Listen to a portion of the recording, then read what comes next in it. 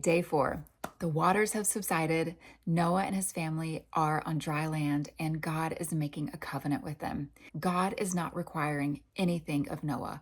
God is just making a promise to him that he will not destroy the earth again with water. And as a sign of the covenant, he gives a rainbow. What's so incredibly beautiful about the rainbow is that a rainbow comes with rain.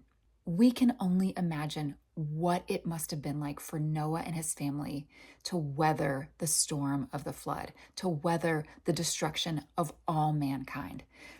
And I can only imagine when Noah and his family felt a raindrop, the fear, the anxieties, the memories that would come flooding in. But God met them in that place. Anytime there was rain, he was giving them a rainbow as a reminder that he was not going to do that again. It's such a reminder of the heart of God that he sees us, that he understands our fears, he understands our anxieties, and he doesn't dismiss them.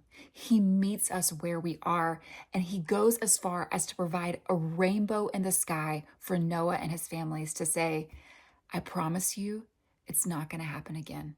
You can live in peace. Now, throughout scripture, we are going to see this pattern repeated over and over and over again. There's going to be a fresh start, then it's going to be abundantly obvious that man's sin nature is alive and well. That sin is going to snowball. And then there's going to be some sort of discipline, boundaries, limit setting, and there will be a fresh start.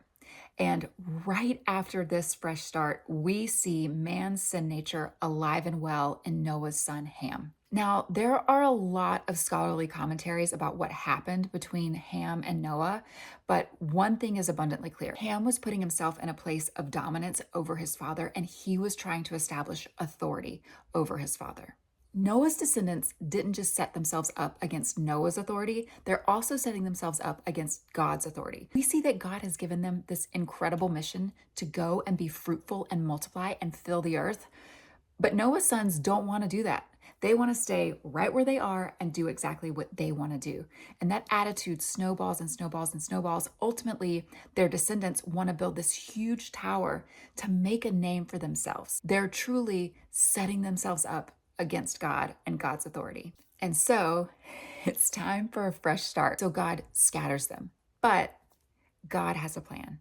And this is where we're going to zero in on Abraham and his family and the way that God works through them to build the nation of Israel. It's a beautiful, difficult, nuanced story, but above and beyond all else, we will always see the goodness of God.